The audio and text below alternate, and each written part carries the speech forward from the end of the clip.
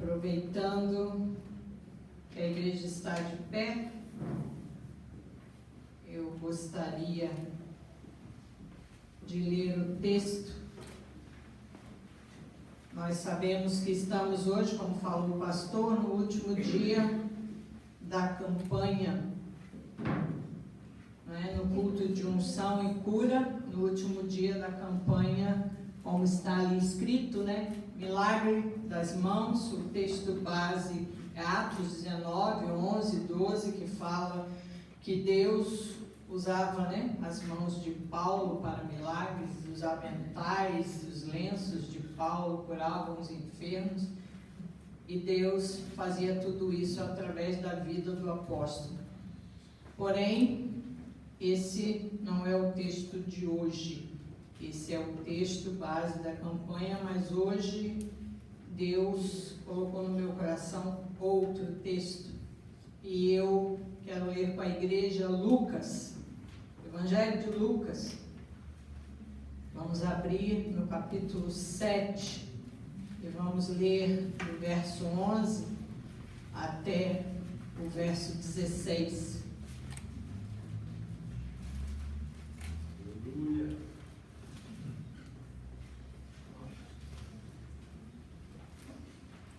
Lucas, capítulo 7, começando no verso 11, fala do filho da viúva de Naim. E diz assim a palavra: E aconteceu pouco depois de ir ele à cidade chamada Naim, e com ele iam muitos dos seus discípulos e uma grande multidão. 12. E quando chegou perto da porta da cidade, eis que levavam um defunto, filho único da sua mãe, que era viúva, e com ela ia uma grande multidão da cidade. E vendo-a, o Senhor moveu-se de íntima compaixão por ela e disse-lhe: Não chores. E chegando-se, tocou o esquife, e os que o levavam pararam, e disse: Jovem, eu te digo, levanta-te. 15. E o defunto assentou-se e começou a falar, e o entregou à sua mãe. E de todos se apoderou o temor, e glorificavam a Deus, dizendo: Um grande profeta se levantou entre nós, e Deus visitou o seu povo. Somente até aí, amém? A igreja pode se assentar.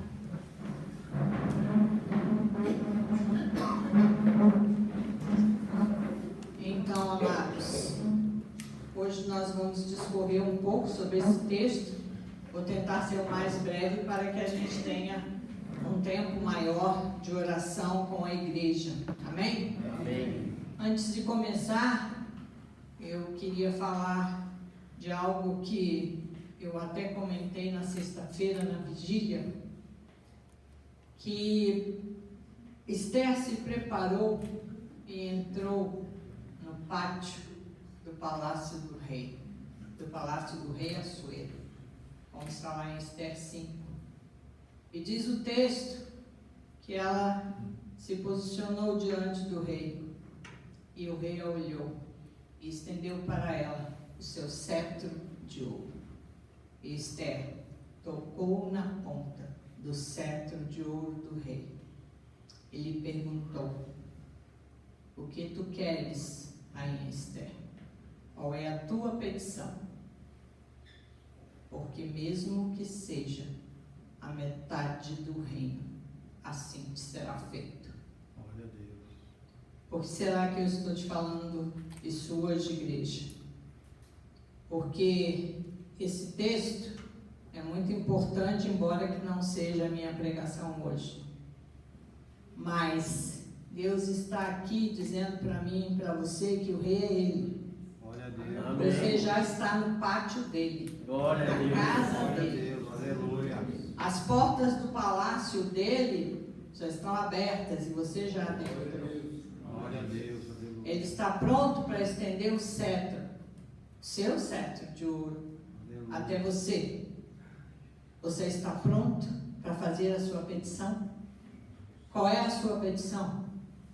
Se você não sabe, a petição de Esther foi de tal forma importante diante daquele rei, e esse rei exemplifica o rei Jesus, que a petição de Esther simplesmente parou, cancelou um decreto de morte que havia sobre o povo de Israel. Aleluia, glória a Deus. Então, enquanto nós estivermos aqui, enquanto eu estiver trazendo a palavra, pense, qual a petição que você tem hoje para colocar diante do teu rei, o rei da glória, o Senhor dos exércitos, Glória a Deus. o grande Yeshua HaMashiach. Glória a Qual é a Deus. tua Aleluia. petição? Coloca isso no teu coração, busca, e ao final da mensagem você vai ter a oportunidade de tocar o cetro. Amém. Amém? Glória a Deus. Bem, hoje é noite de cancelar decretos de morte. Amém. Hoje é noite do milagre te encontrar. Então, se prepare para viver milagres. Aleluia. Talvez alguns que não creem, mas eu creio que todos que estão aqui creem. Amém, Jesus. Os que não creem assistem o milagre. Os que creem vivem. Aleluia. A gente leu no texto, né? Jesus fez um milagre. Jesus ressuscitou o filho da viúva. Amém. Aquele menino recebeu o milagre. Alguns outros só assistiram o milagre. E muitos até criticaram o milagre. Mas não tem problema. Jesus, quando quer fazer, Ele faz. Independente da minha ou da tua atitude. Amém? Amém. Esse texto, só para resumir, fala da condição de uma viúva. Da morte do filho da viúva de Naim. Esse texto fala, a viúva estava caminhando para enterrar o seu filho. Ela morava numa cidadela chamada Naim, uma aldeia bem pequena, né? E diz o texto que além da perda do filho, ela também perdeu a sua esperança. Esperança de vida, esperança de futuro. Porque na cultura judaica daquela época, a mulher, ela não tinha a autonomia que se tem hoje. Na cultura judaica daquela época, a mulher dependia do marido. O marido representava para ela sustento e proteção. E na falta do marido, quem era o responsável pelo sustento e pela proteção daquela mulher eram os filhos homens da casa. Porém, no caso dessa viúva, além dela ter perdido o marido, agora também perdeu o seu filho. Ou seja, ela estava numa situação desesperadora e numa condição adversa no meio da cultura judaica. Porque qual seria o seu fim? Ela estava indo para enterrar o seu filho. E qual seria o dia seguinte desta mulher? Ela iria simplesmente mendigar pelas ruas de Naim por um prato de comida. E ela seria desonrada e menosprezada. E ela sabia disso. Por isso mesmo, além da tristeza de perder o filho, ela carregava a tristeza de não poder mais ter esperança de vida. Amém, igreja? Você está me entendendo? Amém. E diz o texto que Jesus estava chegando na cidade de Naim. Se você ler o capítulo anterior, Jesus estava saindo de Cafarnaum e foi até a cidade de Naim. De Cafarnaum a Naim, segundo os historiadores, são mais ou menos 50 quilômetros, 2 dias de viagem. E Jesus foi até lá. E quando Jesus chega na entrada da cidade e começa a ver, né, as casinhas, aquela pequena rua, aquele pequeno vilarejo, ele se depara com aquele cortejo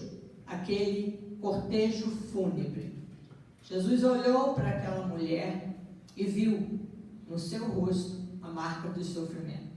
Ela não precisou falar absolutamente nada. O texto mesmo fala sobre isso, né? A gente lê E aquela mulher não expressou uma palavra. Mas diz o texto que Jesus olhou, viu o sofrimento daquela mulher e se compadeceu dela. Ela não precisou falar, mas ele se compadeceu. O coração de Jesus chorou, o coração de Jesus ficou apertado, o coração de Jesus olhou para aquela mulher e disse: essa mulher precisa de mim. Aleluia. Glória a Deus. Amém, igreja? Amém. Louvado seja Deus. E ali, imediatamente, Jesus, segundo o texto, tocou naquele esquife, naquele caixão, e ele deu uma ordem à morte. E disse: jovem, levante-se. E imediatamente aquele jovem se levantou, sentou, e Jesus o entregou à sua mãe, e Jesus o entregou vivo. Glória a Deus. Amém?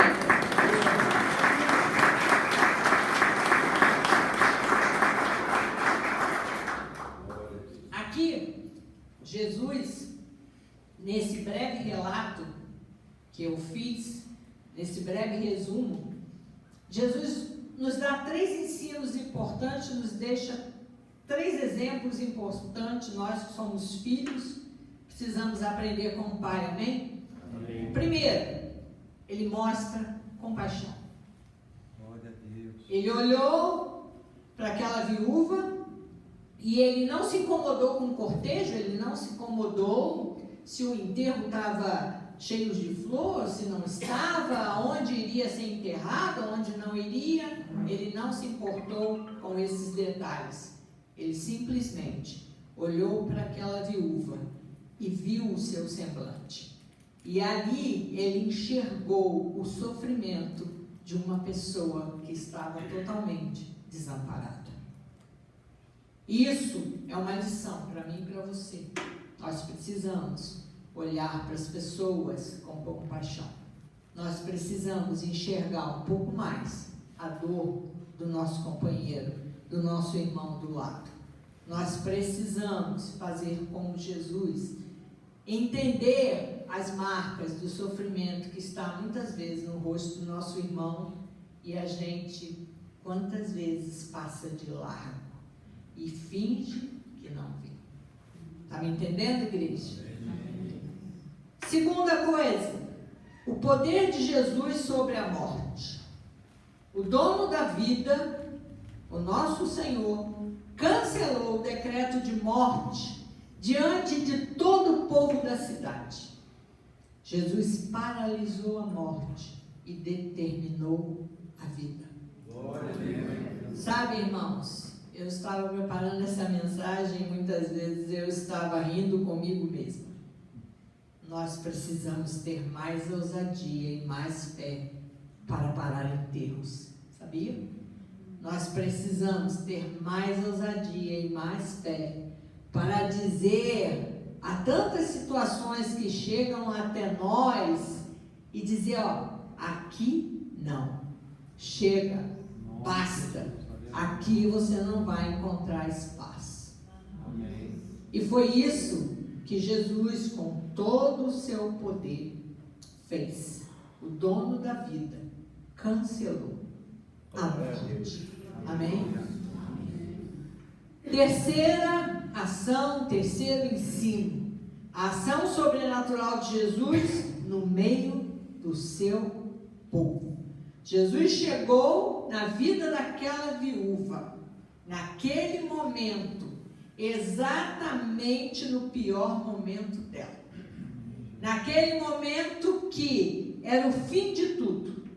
Acabou tudo, não tenho marido, não tenho filho, vou voltar para casa e vou começar a mendigar. Acabou o futuro, acabou a esperança, eu não tenho mais o que fazer. E Jesus chega exatamente nessa hora. Vocês lembram de Jairo, que está ali logo a seguir no capítulo 8 de Lucas? Com Jairo foi a mesma coisa. Quando ele conseguiu falar com Jesus, que ele enfrentou a multidão até chegar a Jesus, veio veio alguém lá da sua casa, um mensageiro, e disse: olha, sua filha morreu. O mesmo desespero que estava com Jairo também estava com a viúva de Naim. E quando Jesus encontrou Jairo, ele simplesmente viu o desespero no rosto daquele principal da sinagoga e disse para ele o quê? Crê somente. Aleluia, glória a Deus. Muitas vezes, Jesus, a gente pensa assim: por que o Senhor está demorando tanto? Por que o Senhor não vem? Por que essa situação? Por que comigo? Por que eu oro e não acontece? Não é verdade? E muitas vezes Jesus está bem caladinho, bem quietinho, lá no trono dele, dizendo para a gente assim: ei, filho, filha, crê somente. É difícil? É. Mas é necessário. Porque Deus se move por fé. Deus se move por fé. Amém? Amém. Eu quero dizer que, nesse contexto aqui, nós podemos dizer que Jesus transforma o fim em novos começos. Glória a Deus. Tudo que estava desenhado ali para aquela viúva era o fim. Porém, depois que Jesus chegou, tudo se transformou num novo começo. Aquilo que parecia perdido, Jesus chega e ressuscita. Quantas coisas na tua vida, na minha, que parecem perdidas. E Jesus está só esperando uma oportunidade para ressuscitar. Depende de mim e de você. Depende de nós permanecermos em fé e acreditarmos no milagre. Amém? Amém. A intervenção sobrenatural de Jesus, ela está sempre à nossa disposição. Ele não é aquele Deus que está assentado num trono que não se achega a você. Não, ele não é assim.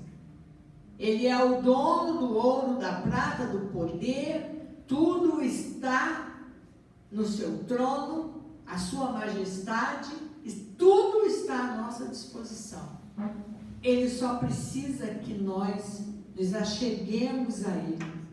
E assim como Ele falou para Jairo, crê somente. É crer. Saber que existe um processo e que nós vamos passar pelo processo. Mas a vitória está logo ali. Amém. Amém?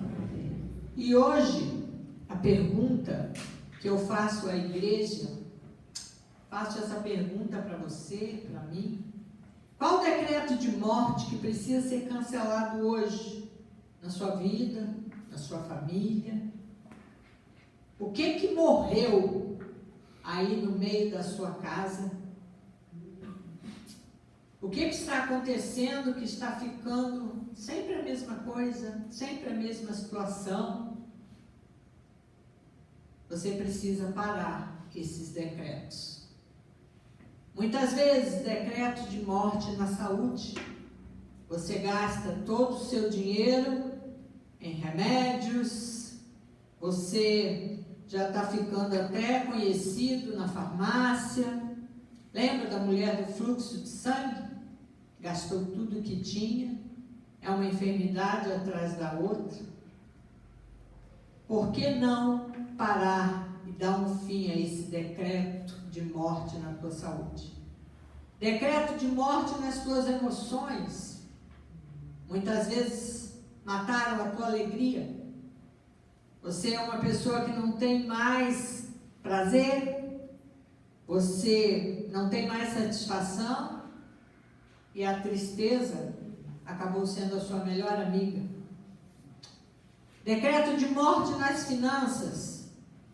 As coisas já não são como antes, você está cansado de perder dinheiro, negócios, perder contratos, não vê o fruto do seu trabalho, não consegue frutificar em área nenhuma. E muitas vezes as dívidas se acumulam e não sobra muita coisa. São decretos que muitas vezes chegam Como chegou o decreto de morte na vida daquela viúva? Decreto de morte da esperança. Você vive por viver. Um dia igual ao outro. Você não vê mais a luz no fim do túnel. Você está cansado de esperar pelo milagre, mas ele parece que chega para todo mundo, menos para você. Decretos de morte na tua fé. Você ora, não vê resultado, e a dúvida vem constantemente na tua mente e diz que tudo que você está fazendo, toda a campanha, toda oração, todo jejum, não vai dar em nada. Sabe, igreja, Deus, Ele continua sendo o mesmo, como está lá em Hebreus, né? Ele é o mesmo ontem, hoje e eternamente. E o mesmo Deus que paralisou aquele decreto de morte, de ruína, da vida daquela viúva e do seu filho, é o mesmo Deus que está aqui hoje. É o mesmo Deus que tem o poder de operar na minha e na tua vida. Basta crer. Nós precisamos aprender a usar a nossa fé. Você veja, Jesus encontrou aquela mulher e ela não precisou falar. Ele olhou o seu semblante e ele entendeu o que ela estava passando. Lembra como eu falei sobre Esther? Quando você coloca a sua petição para a pessoa certa, na hora certa, no lugar certo, decretos são cancelados. Amém. E eu posso dizer para você que nós estamos no lugar certo, na hora certa, com a pessoa certa, porque o grande Yeshua está aqui. Ele chegou bem antes de você e já preparou o certo. E Ele está aqui. E Ele está totalmente apto para dizer: vinde, benditos de meu Pai. Vinde, vinde. O que você está precisando hoje? Qual o decreto que está aí amarrando a tua vida, que precisa ser cancelado hoje? Porque Jesus, Ele primeiro cancelou a morte, depois Ele ressuscitou o menino. É isso que Ele quer fazer hoje. Ele quer cancelar os decretos que estão aí amarrando a tua vida, a tua família, as tuas finanças, a tua saúde, a tua alegria, a tua esperança. E Ele quer ressuscitar. Ele quer dar um novo começo. Porque aonde todos falam que é o fim, que acabou, Jesus vem e traz um novo começo. E é isso que Ele quer fazer aqui hoje. E mediante esta palavra, e para que nós possamos ter um tempo de oração, eu quero falar, para finalizar, do verso 16. O verso 16 de Lucas 7 diz que Jesus interveio a favor do seu povo. Em outras versões diz: Jesus visitou o seu povo. Jesus está aqui. Ele veio visitar a mim e a você. Ele veio visitar a sua noiva. Ele veio porque Ele sabe que só Ele pode intervir nessa situação que você está vivendo. Só Ele tem esse poder. E se essa palavra hoje chegou ao teu coração, se o Espírito Santo falou com você, eu quero convidar você a vir à frente, porque os pastores, os líderes aqui vão orar. Nós vamos juntos orar por você. E todos esses decretos serão cancelados.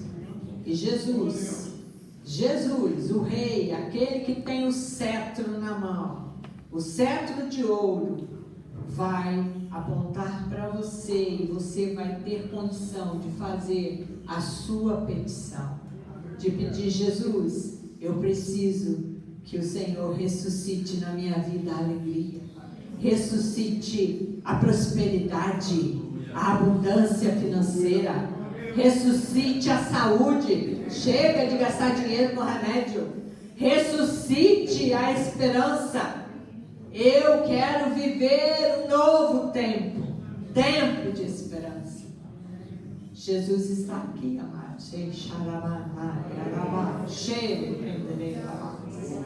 E Ele só precisa que você tenha uma ação, que você caminhe, que você faça como Esther, caminhe em direção ao Rei. Ele está sempre pronto a atender os seus filhos. E Ele não faz acepção de pessoas. Amém? Eu gostaria de convidar a todos que viessem na frente. Se você quer receber oração, se você está aberto para receber, se você entendeu o que o Espírito